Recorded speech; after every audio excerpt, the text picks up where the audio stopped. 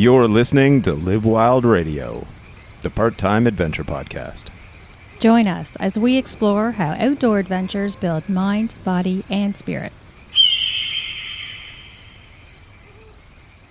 Welcome to the first episode of 2024 for Live Wild Radio.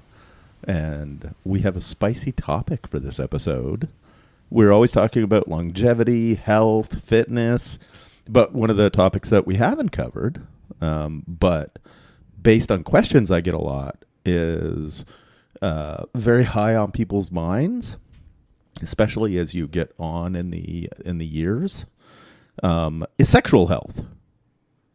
How you doing? Yeah, how you doing?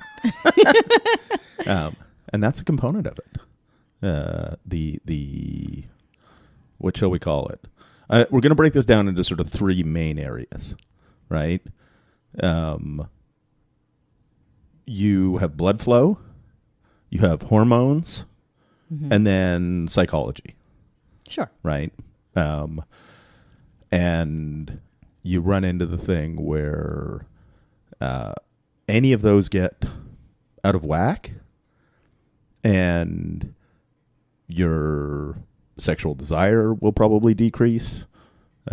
Your basically sexual performance will decrease. So we're going to talk about how to unwhack it. Make you aware of what happens as you age. A lot of this is brought on from that or decreased. Some of it, some of it's health. Some of it's we'll go over that. Yeah, Physical age health. related. And then some of it's lifestyle related, which could be... Which actually is a big part of it. Yeah, because you get younger people. We think of... We're most familiar with sexual dysfunction in men, right? Because if you can't get an erection...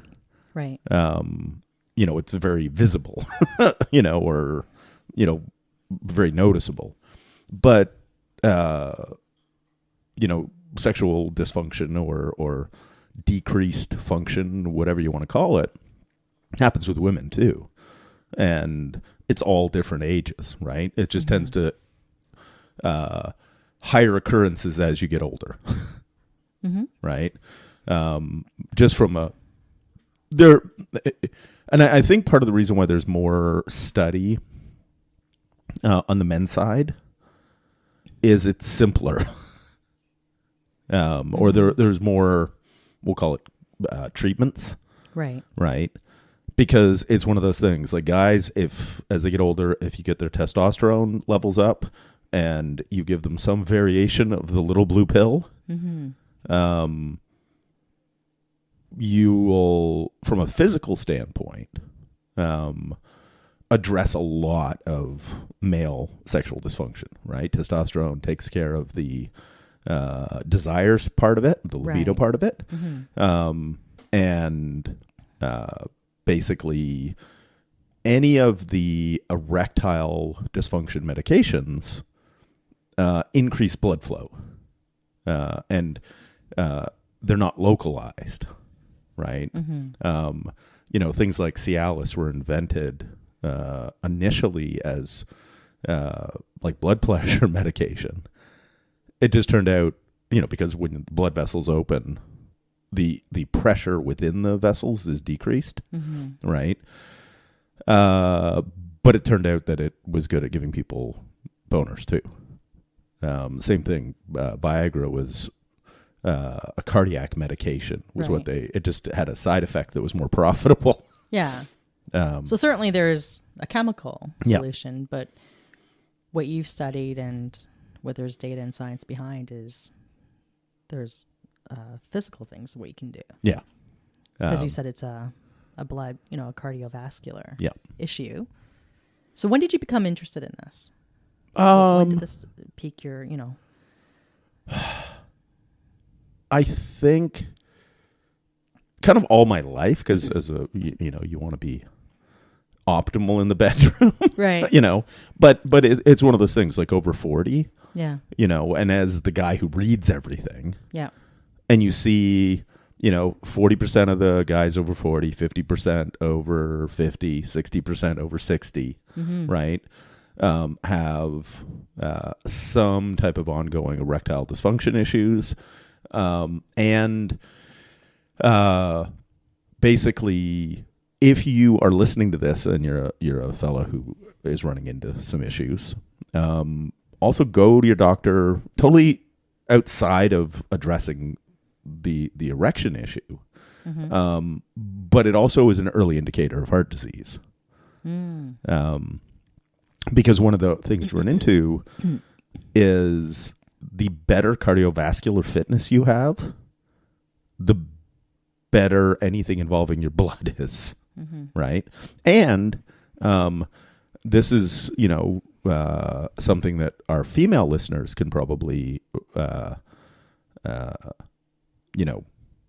identify with, we'll say, is having a fella who is so out of shape that you're being romantic with that he sounds like he's running a marathon. You can be more vigorous and all those types of things, the better shape you're in as well. Right? Like if you need to stop for a Gatorade in the middle, because you're just like, oh, let me catch my breath, sweetie. That doesn't help, as far as the mood goes. Yeah. Right. So, and quite honestly, if the man is having, anxiety as a result of not having proper erections, it's going to psychologically affect their relationship because he's not going to want to have sex, or he's going to be, embarrassed, or et cetera, until that gets fixed, whether they start off with Cialis or something else. But I think what's interesting here is that it's actually a symptom of a bigger problem that could be a bigger problem. And there's another solution behind this. Yeah. Which is get in shape. Yeah. And right.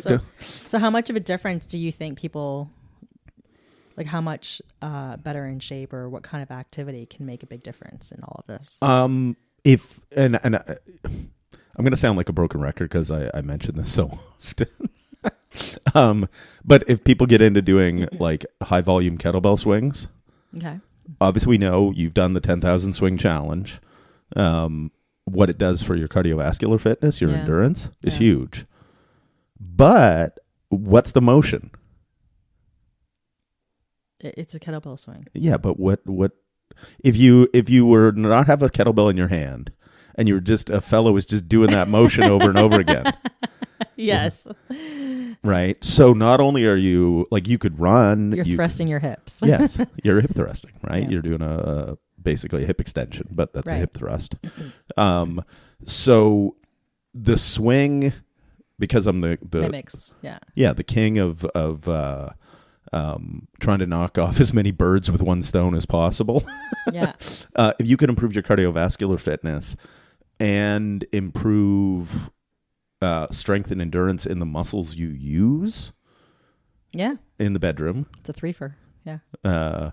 Then why not? Yeah. You know what I mean? No, for sure, but not everybody's ready to do the high volume kettlebell swing challenge, right? So no, but they don't need to do a high volume. I thought you said sorry, volume is all individual dependent. Okay, because you got in shape, doing 500 a day for a month was doable. Doing 10 sets of 10 on the minute 3 times a week, right? So instead of that's what I'm asking is what is the minimum dose? Yeah, I would say starting 10 minutes 3 times a week. Right. But it all depends on where the person is right now. Right. Of kettlebell swings. Yeah. And you recommend that just because it's got a multitude of benefits for sexual activity. Yeah. Right. And life. Yeah. Yeah. Right. Yeah. So, hip thrusting, getting really good at that, having the stamina to do that, but also that translates into fantastic cardio fitness as well as strength fitness. And athletic performance, and your grip is better, and your core is stronger, and all of the things. Yeah. So, and can you give another example if somebody's not into kettlebell swings as of the moment, but they want to improve. Anything cycling that raises your heart. Yep. Get your heart rate level zone, like what zone? Zone? Like basically our basic recommendations for improving cardiovascular fitness. Try to get 3 hours of zone 2 a week, which is going to the heart rates are going to vary person to person, age, all that type of thing, but where your breathing is elevated, but you can still talk. Right? If you get to the point where you can't talk, you're like, you're going too hard. Yeah. If you don't even notice your breathing's elevated, you're going too easy. Right? So there's that. 3 hours and then 1 session a week of VO2 max work. Yeah. Which can be, things like the humane burpee, which is swings, goblet squats, and push-ups done for 4 minutes straight. Or it can be 4x4s on your bike. It can be hill sprints. It can be, what we want is, something like 30 seconds on, 30 seconds off for 10 minutes, or 4 minutes all out, 4 minutes rest, repeated 4 times. Things like that, you can't talk. You question all of your life decisions when you're doing the workout. But that raises the top end VO2 max. Yeah. Right. And just as a quick side note, Winston's put out a which free downloadable document has a minimum effective dose? Is it your Turning Back the Clock? Turning Back the Clock. Yeah, yes. Which talks about the cardio piece, and there's other pieces with strength and strength mobility mobility and etc. So, but that's a great download that people should check out. Yes. And all you got to do is go to our website, livewildradio.com. And if you just wait for 20 seconds, it'll pop up. A pop-up will go, hey, download our free, and then you put in your email address and boom, you download just on the the thing. point of minimum effective dose of what are the key kinds of things you should be looking at for overall. Because minimum, and this is where we get the thing, the minimum effective dose would be like 3 10-minute sessions a week of swings. Your optimal is 3 hours of zone 2 and 1 session a week of VO2 max work. Yeah. Right. And during the year we have different periods. Like right now I'm not doing a ton of sustained cardio.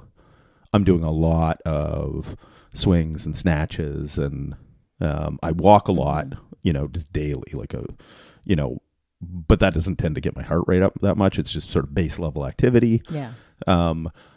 During cycling season, like when the weather's good, then I'll be getting way more than the 3 hours a week, plus my VO2 max. Yeah. So it's not that you have to be optimal all the time. Right. Right. It's like this time of year, my cardio is a couple of sessions a week with one of my clients who, I'm teaching to box and doing jiu-jitsu, right? That gets your heart rate up. 2 or 3 times a week, I'm doing swings or snatches. I'm doing walking snatches, which is, they suck. In a good way, because what I do is I'll take 20 or 24 kilo kettlebell, is I do a snatch with my left arm. Then with it overhead, I'll walk a couple of steps. I'll do another snatch. I'll walk a couple of steps. I'll do another snatch, walk a couple of steps. Then I'll switch arms. And my goal is to get up to half an hour without putting the bell down. Switching hands, but you run into the thing where it feels like a good cardio workout, but I'm putting 53 pounds over my head over and over and over again. Right. So it's kind of that real world kind of endurance. Yeah. That isn't just an endurance sport. Yeah. Because you like to, as you said earlier, do workouts that encompass cardio and strength. Yeah. And sometimes endurance or, different, rather than just focus on one thing. Yeah. And that's part of it is efficiency. Yeah. Right. I'm not trying to be the best at anything anymore. Right. So I want to be pretty good at a bunch of things. So if your training makes you pretty strong, pretty fit, pretty resilient, I'm pretty happy with that. Yeah. Yeah. No, it's good. Yeah, so that's pretty much it as far as with men. One thing that you can do that has a massive multitude of impacts, right? Positive impact on your health, sexual health, but also your heart health and your cardio. Yeah, because they're all related. Health. Yeah. Right. And your mood health, right? Mm-hmm. And that's another piece too. So let's take that as a segue maybe for women. Yeah, so with women, they have all the same issues guys do. Okay. Right? You need blood flow down to your lady bits. Mm-hmm. If you're not getting it. It's less we'll say noticeable if there's some sort of restriction in blood flow, but the same issues apply as far as being a precursor to cardiovascular disease and all that type of thing. It's just it's not as noticeable. So here's a question. Women tend to have cold hands, feet. Yeah. If that happens more frequently, more severely, is that indicative of poor blood flow? To the Could extremity. That be the sign? To the extremities. Yeah. But the problem with that, it can be both neurological and circulatory. Okay. Right? Because if you get there's something called Raynaud syndrome. Yeah. Where it gets slightly cool, not cold, and your body, your hands and your feet respond like it's, frostbite season. Mm-hmm. Right. So all the blood goes to your organs. Yeah. Your core. Yeah. And that's sort of part of the reason why women have poorer circulation to the extremities. Because, their biology is set to protect the core. Mm-hmm. Because obviously if you are pregnant, mm-hmm. You don't need your hands to have a baby, your fingers, mm-hmm. or your toes, but you do need, obviously adequate warmth internally.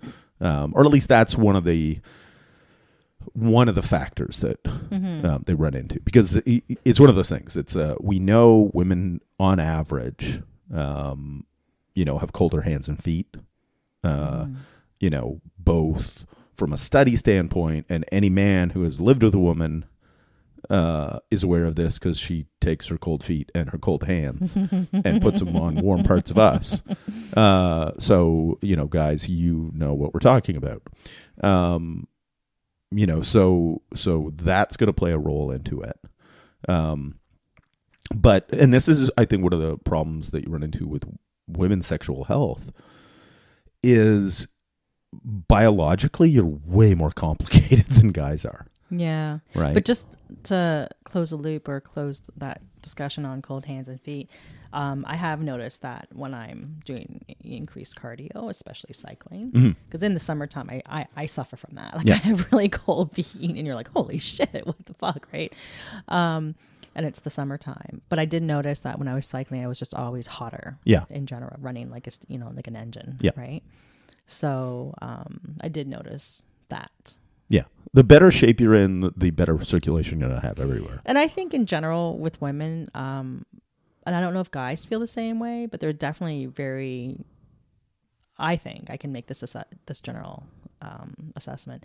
Women's sexual desire for having sex is going to be related to how they feel about their body, right? Because there's that strong conditioning of how you look. Yeah. And so, you tend to feel better and more confident when you're exercising. Yeah. A lot to do with the endorphins and the mood, how it alters your mood. But you're doing something well, and you're probably eating better and drinking more fluids, and overall your body's just running better. Yeah. Because even if you haven't had a big aesthetic change, right, from exercising and eating better, because those changes are very slow. Yeah. The fact that you've taken kind of ownership of your health, mm-hmm. and you've done a thing, mm-hmm. makes you feel better about yourself. Oh, for sure. Even if, you were to look at a before and after picture, they're not like night and day. Mm-hmm. But you feel better. Yeah. You have more energy. Yeah. Which is... That's part of it too. Same with men and women, right? Having more energy, to get up in the morning and get stuff done and not feel like you're dragging your butt. Yeah. And that you're accomplishing and you're winning at work, right? And you come home and you feel better overall. It's mm-hmm. it's so mood altering and really important for that. Yeah. And obviously, especially those of us who are middle aged, you already got kids. if you're tired, getting it on is not going to be the top of your list of things to do, right? So if you are fitter and you have more energy on a daily basis, then you're much more likely to want to participate in such a form of exercise. It is exercise. Yeah. It can be. Yeah. Like if you're not in good enough shape to exercise, it's hard to exercise with your pants off. But yeah, like that's going to be a big thing that you run into, right? Because if you're just sort of barely getting through your day, we all got responsibilities, right? So, and this is one of those things that I think probably affects moms a little more than dads. Like, because women tend to mentally multitask. Mm-hmm. So if there's all of this shit on their plate in their head, right? Like a dude, when we're focused on, okay, it's bedroom time, that's what we're focused on, right? The house can be on fire. This is what I'm doing right now. Oh, yeah? Okay. Whereas women can run into the thing where they're thinking, the laundry and the this and the da-da-da-da-da-da, yeah. right? So getting, as a couple on the same page, yeah, right? And I'll tell you, this is one of the things too, and because we're sort of dealing with this holistically, and this is just a little thing for the guys. If it's like you're having a hard time getting her in the mood, right? Do some vacuuming. Take some of those things off her plate. Yeah. Like, and basically, and not just that, it's not that you're not busy, all that kind of thing. But what I've found is that when I do stuff, it's almost like foreplay to you. It's like, oh, he's doing some dishes. Oh. Well, and going back to, mothers and women tend to be very nurturing and when you're constantly taking care of other people and somebody does something, even when Hudson, right, like, and it's he says to me, Mom, do you want me to do this? I'm like, yes, please. That's awesome. Like, I really extremely appreciate that. And so when it comes with you, right, with your partner, the same thing. It just makes you feel that more connected to them. For us, when people do so much acts of service for others and people just return a little bit of it back to you without having to ask. Number one, if I don't have to ask, that's even like way more marks, right? Because it's just really appreciated. And, and for some people, seeing a mess or whatever drives them nuts and they can't get to it all. I actually find it hard. I know you don't. You're better at this than I am, but to relax, right? And do nothing and just chill. And I can't, I'm a doer. And it's not necessarily like I need to if I'm reading a book, I am really relaxed because I always feel like the need to get stuff checked off, right? That's why I putter around a lot. Yeah. It's just extremely hard. I know for you can just watch TV and. Yeah. Like if you've got, not every day has to be that everything on the list has to be perfect. Right. Right. Like I've accepted the fact life isn't perfect. Right. So if we've reached, the time of the day where it's like, hey, like you and I tend to pick shows and we watch them together. Yeah. It's like, you want to watch an episode? Right. That's what's great about streaming. Yeah. So we'll sit down and watch. Right. And it's one of those things where I could just relax and enjoy that. Because those things on the list, right, if they're not time sensitive, get your taxes done on time or got to pick up the kids or any of these sorts of things, then they're going to be there tomorrow. Yeah. Right. And so you don't want to obviously ignore everything, but you also don't want to make yourself miserable obsessing, that, basically you're sort of letting yourself be in a bad mood because these 3 things didn't get done, but the 10 things did. Yeah. And then when your partner, is trying to be romantic, you want none of it. Yeah. Right. So it's the kind of thing where I think basically, when we talk about sexual health, because it's a complicated thing. Yeah. Right. It's not just one factor. If it's like everything's awesome, it's just your dick doesn't work. Okay, improve your cardio. Yeah. Go visit your doctor. Yeah. And so, because obviously this is a big rabbit hole we can go down, and we're each on our second major relationship, right? So, we've learned a lot, and before we even moved in together, I guess it had been a good 5-6 years, something like that. Before we were, happy apart but together. And so there's that relationship piece, right? Communication, all those things. But just what we're just trying to get at, obviously there's a big component around connection, how you guys connect together. Yeah. And, so for women, I think that's naturally something you're going to see. I'm going to generalize here that it's a lot to do with connection and psychological is what we're saying. Yeah. And then, so you could, I actually segue right into like work stress. Yeah. Things like stress, like for men or women, is going to affect your sexual health. Yeah. So again, exercise can be fantastic, is fantastic for dealing with stress and clearing your mind. Whether it be, cardio, strength, or going for a walk. Yeah. And changing your environment. We've done some great episodes on mental health. I like the 4 phases of mental health in particular. And we've done a couple others, but we talked about, things such as, especially in the winter at this time of the year, but the change in temperature, the change of environment, going into a forest, smelling, the smells, all that is mood altering in a positive way, right? Put on a podcast, you got to make it a ritual kind of thing, right? Yeah. Whatever, but just get out there and do that, and that will change your outlook.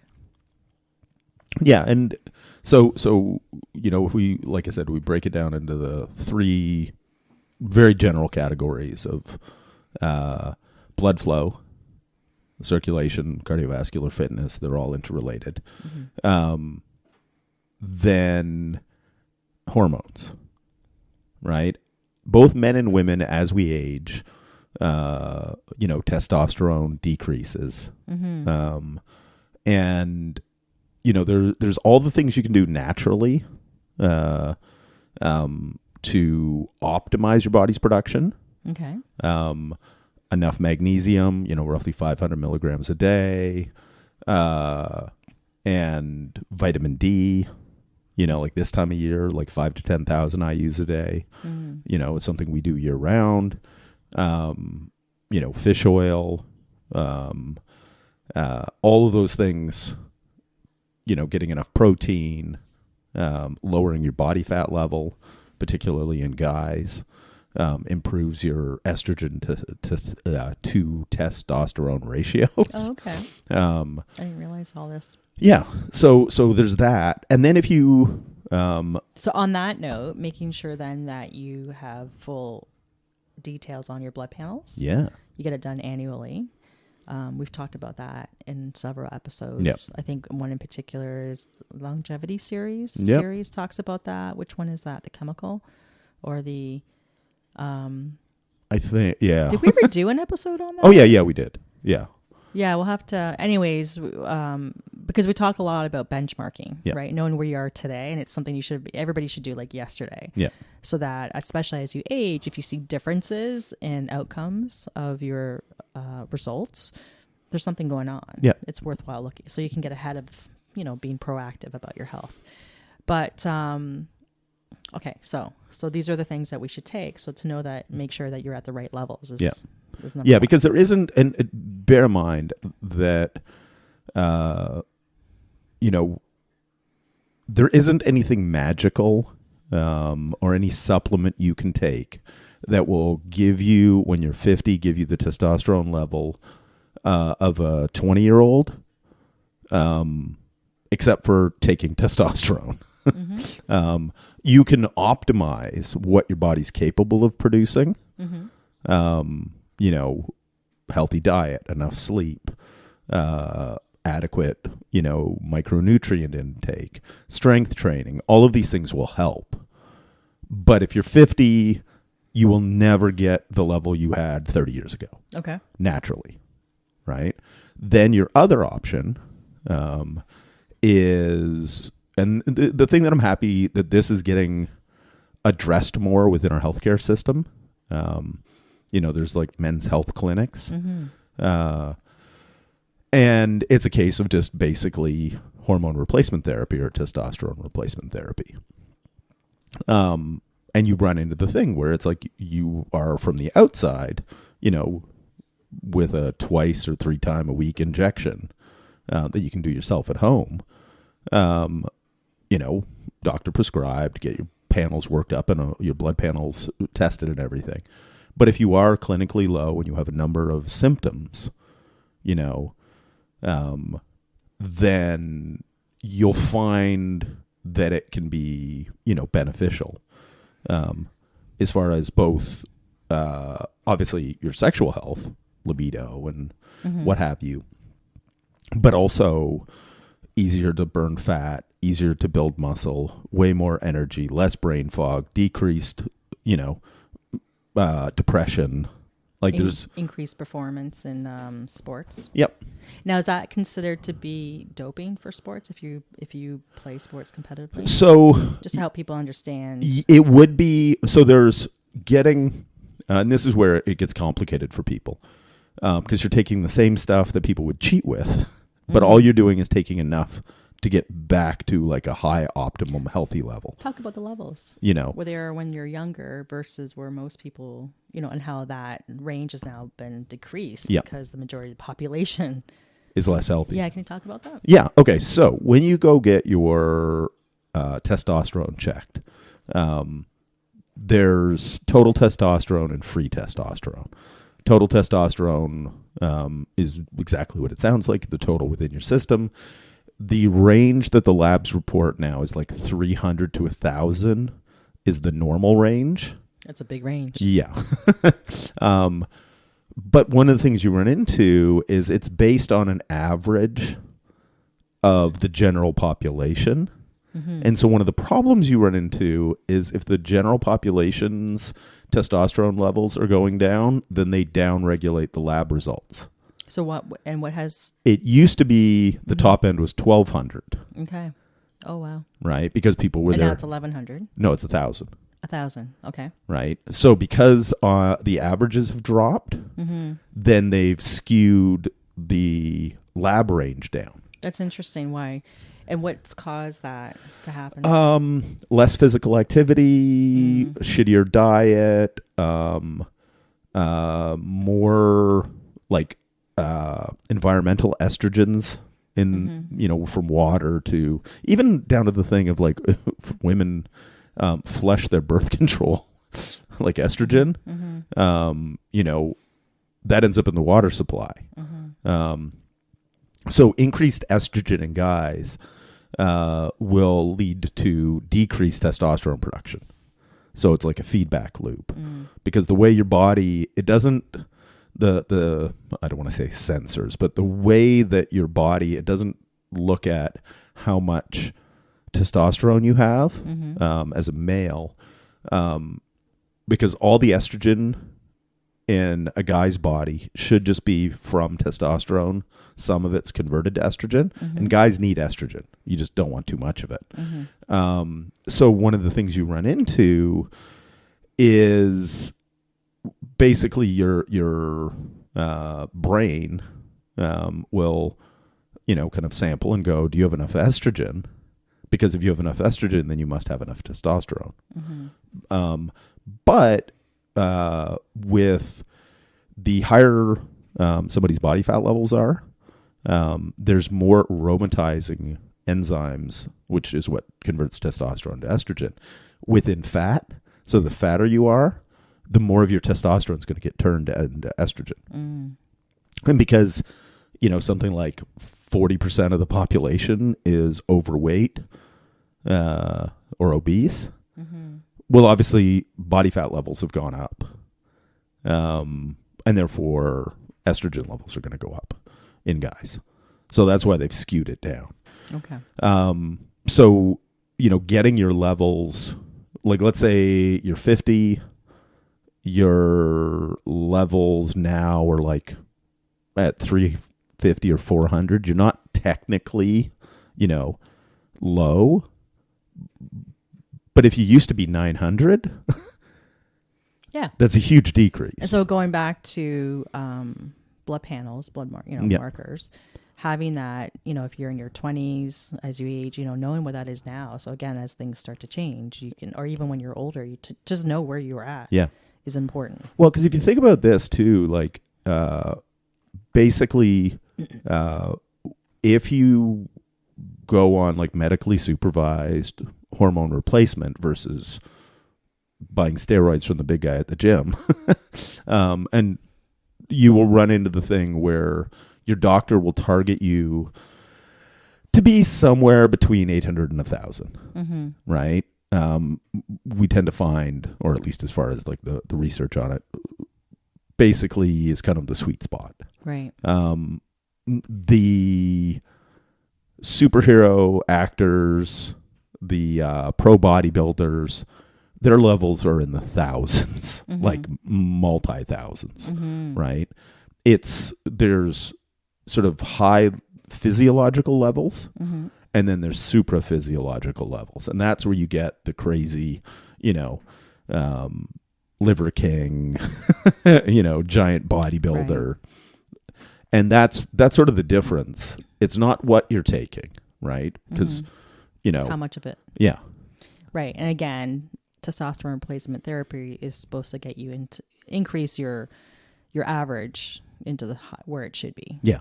Not to go beyond it. Yeah. And then that's really one of the things you run into. There's like TRT. Like if you read like the forums on Reddit, there's TRT, and there's what people are referring to as TRT plus. Okay. So the plus is where people who just want to But they're not going full like steroid, like crazy, steroid cycles. Oh, okay. But they're going just a little bit higher. Oh, okay. Right, or adding some other stuff, basically, and they sort of look at it as, well, no, but this is cool because my doctor's prescribing it. But you get doctors, and this is mainly in the States, that'll prescribe Anavar, which is an oral steroid to add to your testosterone you're taking. That will do what? Basically, it's really good at making you look jacked. A lot of, it speeds up healing and recovery and what have you, but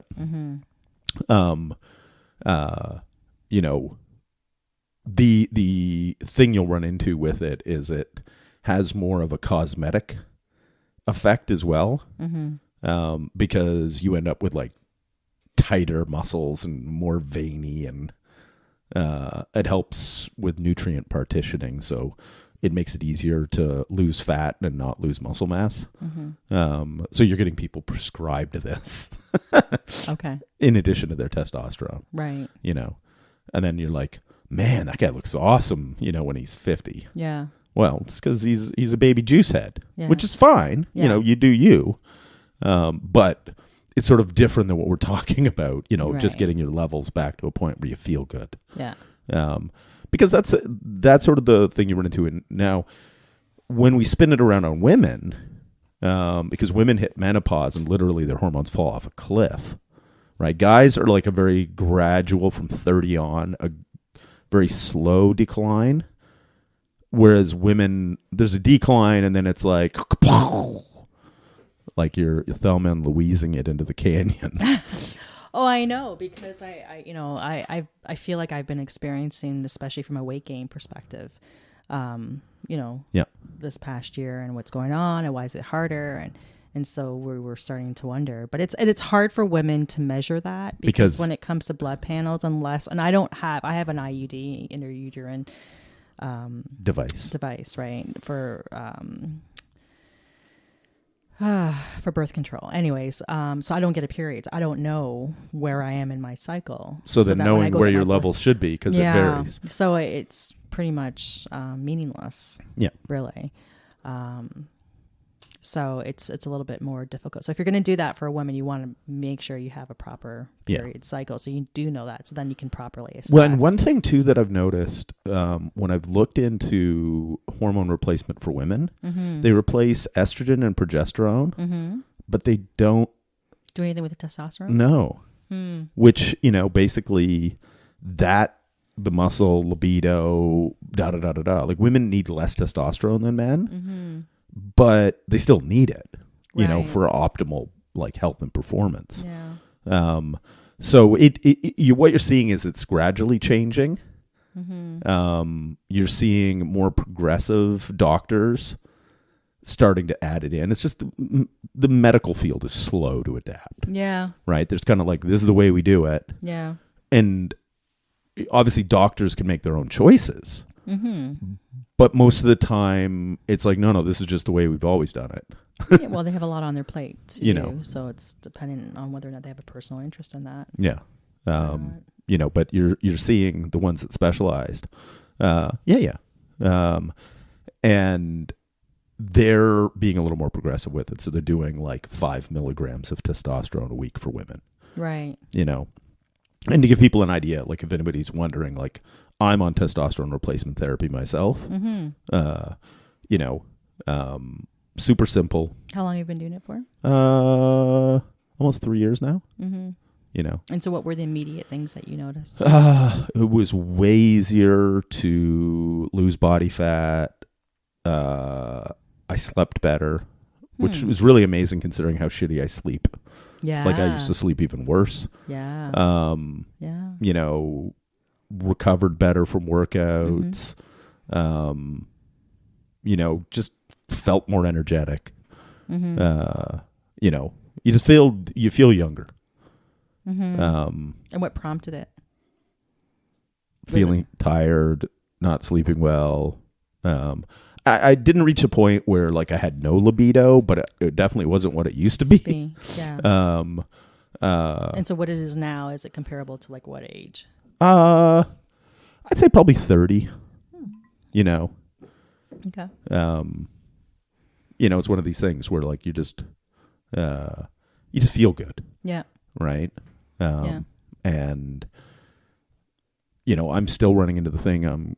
It's not fast, but I'm still getting stronger. Yeah. And for somebody who's trained his whole life, being able to still get stronger, and still see good athletic progress each season. Yeah. I have no complaints with that. Yeah. Like I know that's very difficult for people who are athletic when they're younger. And as they get older, it just goes downhill. Yeah.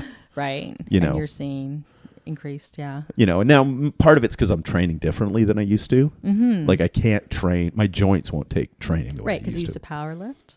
Yeah. And even all of my strength training was barbells back in the day. Right. Now having switched over to kettlebells. Lighter.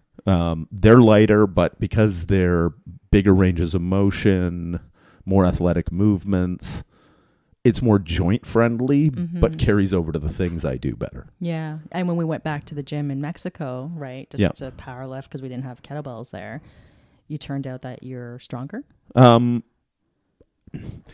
base barbell movements, if I'm not stronger, because I didn't max out on anything, I've not gone backwards at all. On the barbell lifts, so it was one of those things like with no belt, no That's true. Wrist wraps, no chalk, no anything. I had no problem deadlifting almost 400 pounds for reps, squatting, I think my squats, I took it up to like 275, but I could do sets of 8, it was work. But like I haven't squatted more than 140 pounds, like 270-pound kettlebells since February 2020. Right. So it's carried over. Yeah. Yeah. But with the squatting with the kettlebells, it's a bigger range of motion. And the thing I found squatting a barbell again, was that my legs weren't the problem. Right. It was your joints. my elbows and your shoulders and wrists holding the bar in place. And that load. You know, and then trying to unload it, you're like, ugh. It's just uncomfortable. I got that. Yeah. Whereas the kettlebells feels like arthritis. Yeah. You know, so you gotta like, it's kind of like when you're getting older, you gotta like do a couple squats before you stand up and start walking. Yeah. You know, right. But so that's the thing where I've modified my training. So even though the muscles are responding really nicely, there's nothing magic that happens with your joints as you get older. So then, so basically, whether men or women, you know, if you get your hormones checked and things are low, and then you've got the symptoms of low testosterone and, you know, then it's a thing of you discussing with your doctor or going to one of the men's health clinics and working out sort of a protocol. And there's going to be a bit of trial and error. I'm quite lucky because I did a shitload of research beforehand, so I just told my doctor what I wanted to do. Yeah. And she had never done it with anybody else, right? No. Yeah. You know. So she wasn't, you know, all in.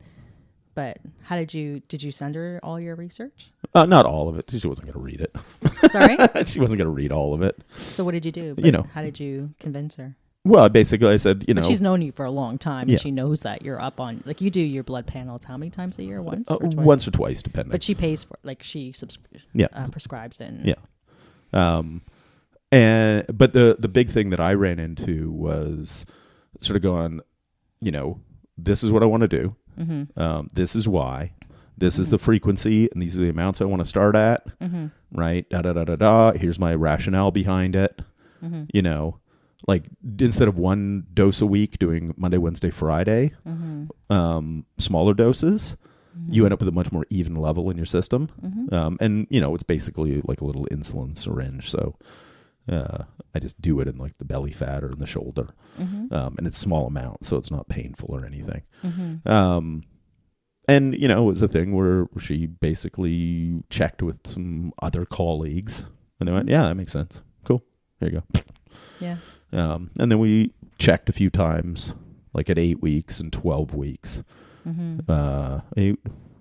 So where are you? 8 and 16. What are your levels at now? Basically in the 900s. Nice. So it's not over the 1,000. No. But it's, where was it when you started? Pretty low. Basically, I was like low 400s. You know, so it's doubled or more than doubled. That's good. Yeah. Yeah, I think it's something that. What do you think is the stigma for guys around testosterone? Like, I guess I think nowadays I don't think there really is one. Like there used to be, like, oh man, you know, because basically what it like doing it is saying, you know, my body's not working optimally on its own. And more importantly, it's like saying my balls aren't working optimally on their own. Right. So but now it's one of these deals of like, when you get people like Derek from More Plates, More Dates, you know, Rogan. And how did he start doing it? It was because of just energy and performance? Like Derek? No, he was a roided up bodybuilder. Okay. So it was about. But because he's muscles. Yeah. But because he started in his 20s, like his early 20s. He'll be the first to tell you, don't do it then, because when you take it, it shuts down your natural production. That's right. That's right. Yeah. But if your natural production's going to shit anyway. And do your balls get smaller? Yeah. Yeah. Unless you take HCG, which is another thing you can take. To pump them up. Yeah, but it's like, you know. But it affects natural production for if you want to have kids. Yeah. You know. That's important. But I figure at 50, you know. Yeah. You want to have another kid? What we got's good. You know. Yeah. It's a handful. Yeah, so those can be you know, some of the side effects. You know. And it's not that you can't get off of it. Right. But you run into the thing where it's like, why would I want to? Right, when you feel so good. And it's like, yeah. You know. Right. So, because I was talking to somebody just about overall health and you know, and he's around my age, and he was saying, yeah, and I said, what about testosterone? I can't remember who made the comment first, because, yeah, testosterone, Yeah, I'm not there yet, but it seemed almost like there was a bit of a negative stigma attached to it. I think for people, especially who are not in the athletic performance field, they think roids. Yeah. That's and they think, why? Like, I don't want to get roided up. Like, they don't understand that it's something that your body actually, there's not enough awareness on it. Yeah. If your own doctor didn't know too much, it's, yeah. Because doctors are the ones that are prescribing shit, right? Yeah. So what you're basically saying is that really you're doing a disservice to yourself to not get that checked out. Yeah. And this is the thing, and I can't guarantee every doctor is going to be sympathetic. Yeah. Right? Like, I have read and I've talked to people where when they went to their doctor, they got a prescription not for testosterone, but for antidepressants. And it's like, why?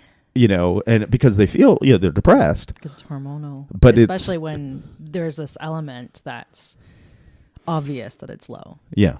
That, why not try that? But some doctors are you've got, if the range is 300 to 1,000 and you're at 340, they're like, well, see, you're not low, you're fine. I know.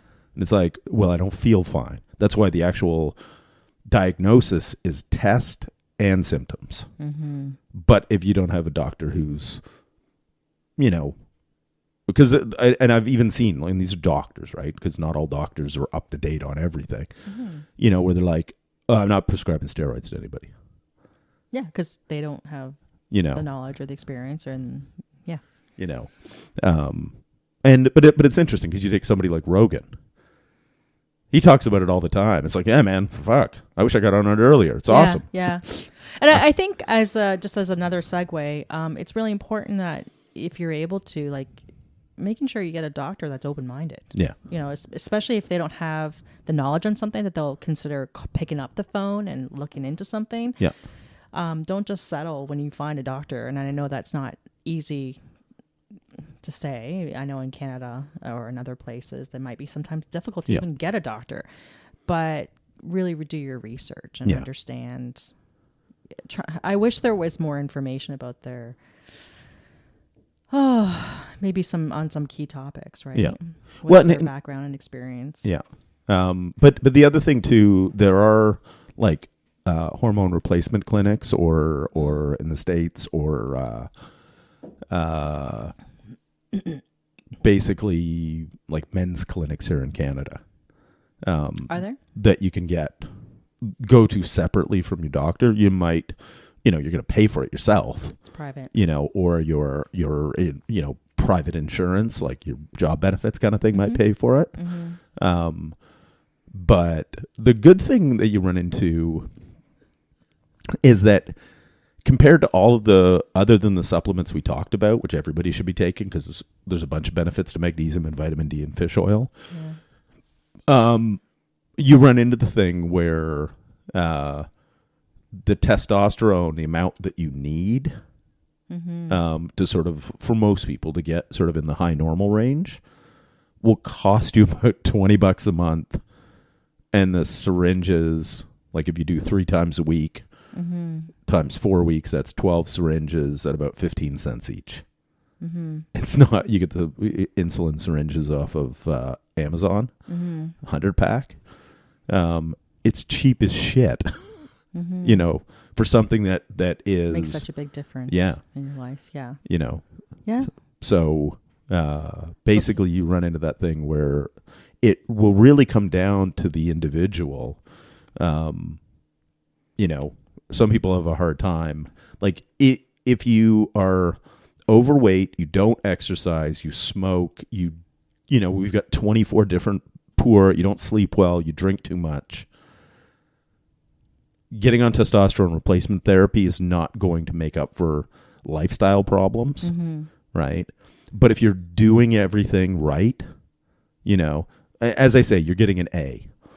You get in 80% of your workouts, you put in 80% effort, eat well 80% of the time. You are doing all those things, and it still just feels like you're spinning your wheels. That's where it can be the thing that's a game changer, right? But get all your ducks in a row first. Yeah.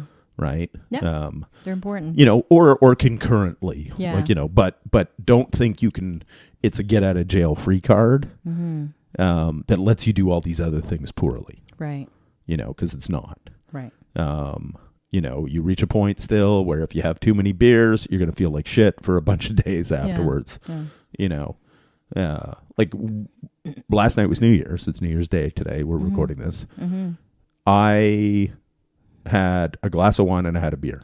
Mm-hmm. That's it. Mm-hmm. We had a great time. Mm-hmm. No hangovers today. Yeah. 2 drinks. Yeah. Where we don't do the no get drunk very often. Oh no, and quite honestly, for health and weight loss and trying to do what I'm trying to do, not drag my ass. I'm almost at the point of not drinking. Like we hardly drink alcohol. Yeah, it's basically. Well, me anyway, I know you drink more than I do. Yeah, yeah. But it's never more than a couple beer. Yeah. Or a couple glasses of wine. Yeah. Because it just comes in. It's like a little bit is nice. Yeah. A lot, you feel like shit. The ROI is not worth it. There isn't anything there. So So for sexual health, 3 things. We looked at it from a cardiovascular perspective because it's certainly a big role and impacts it for both men and women. We looked at it from obviously the psychological perspective. We didn't want to go down that rabbit hole too much because it's endless. Endless, yes. It really is. Right? There's 1,000 relationship podcasts out there, but it's real, and we're speaking from our own experiences, and so there's things that we have found that have worked and have helped, and so we've talked about the mental health episode we have, but generally, again, exercise makes a massive difference. Whether everything. It be how you feel about your body, or just stress, right? And just feeling good and feeling sexier about yourself. But thirdly, we talked about the hormones aspect, and one of it being TRT, and in addition to supplements that you should be taking for general positive health, also mental health, right? Yeah. Vitamin D. And then if you want to just go off the deep end, you'd be like Ben Greenfield and shine some red light on your balls. That's true. Captain Biohacko over there. Yeah. Well, he's doing it. So I think those are the 3 areas we wanted to cover. Really. Yeah. So. And then in our next episode, we're gonna talk about saunas. Yeah. Because we've had one since the summer, I think June. Ever since we got back from Mexico, I noticed a huge impact on my my knees. Yeah. We thought it was so I kept from the heat. Yeah. Because I had just come off of. Took a cane with me to Mexico because I was uncertain how that was going to go. And you didn't need it at all. I didn't need it at all, and it had some really good results. I'm like, I just had to use it to fend off all those beach bunnies coming after me. Yeah, right. Or get onto the plane first priority. Yeah. I need to. Anybody disabled? Yes. No, we didn't do that. Yeah. But I've seen some pretty interesting results from that, and we'll talk about that on our next episode. Yeah, and review our Radiant Health. I love it. Infrared sauna. Love it. Yeah. It's even done wonders for my cuticles. Yeah. It's good for a bunch of things. Yeah. So, yes. So now go download Turning Back the Clock, my free download that gives you a bunch of good information about using exercise to get younger. And if you would like to hire me as your personal coach, just go to livewildradio.com, click on fitness coaching. For the next month, we are running a promotion. Use Transform, all lowercase letters, 2024. Transform 2024. For 50% off your first 3 months. That's pretty good. It's pretty fucking crazy.